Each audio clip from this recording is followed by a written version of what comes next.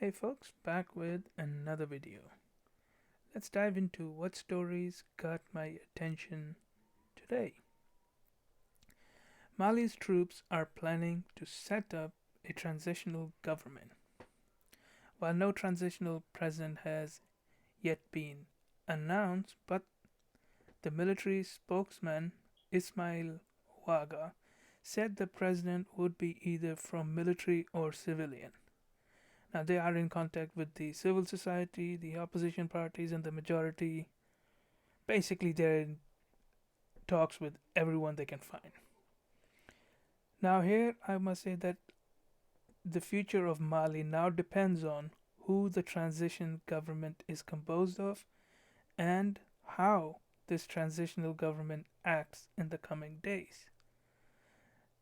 The Economic Community of West African States had suspended Mali, shutting down borders and halted financial flows flowing into the country following the coup. Now, the organization is preparing to send a delegation to Mali. Hopefully, the situation in Mali improves quickly. Moving on, decoupling from China is spreading. Japan and India have been conducting an informal talks to decouple from China.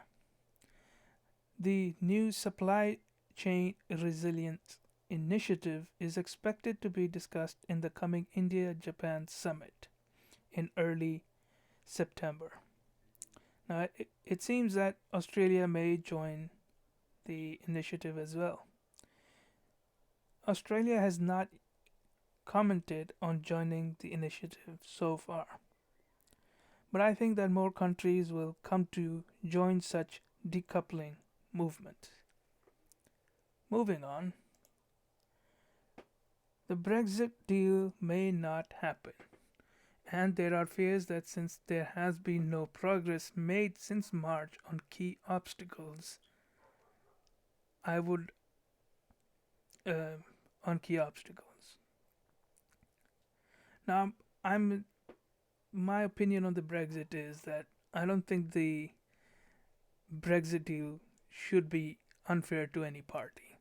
I would like the Brexit deal to be fair, but keep in mind that if the deal is made and the deal is, let's say, somewhat fair, and that there are fears within the EU that this may cause other members of the Union to break away and similarly go for a deal.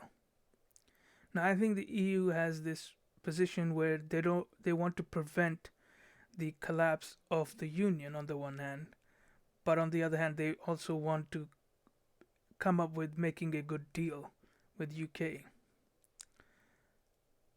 I think the EU must work to make the EU less bureaucratic, and by the same token, I would also like the UK and all the other countries in the Europe should also reduce the bureaucracy and reduce the laws that have overstayed their welcome. Moving on.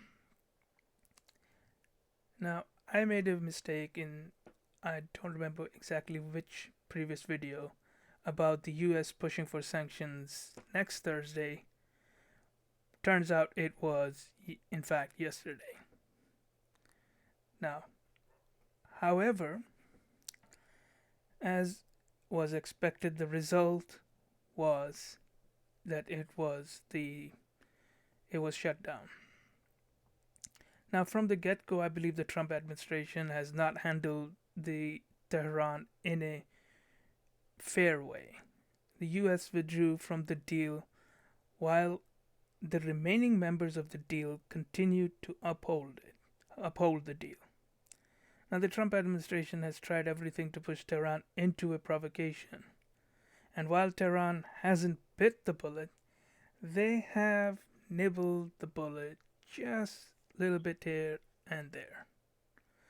Now, while I am critical of Tehran and its tyrannical rule, but I believe the US withdrawal from the agreement has damaged the reputation of the United States and is causing other countries to perceive the United States as unreliable to make deals with.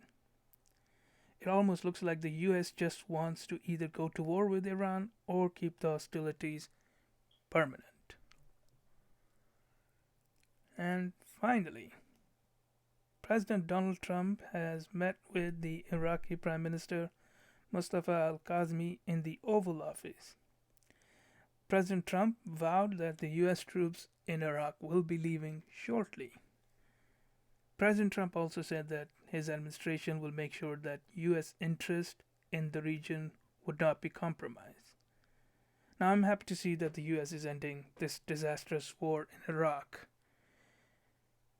And that's it for this video.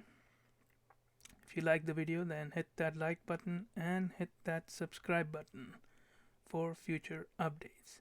I will see you in the next video.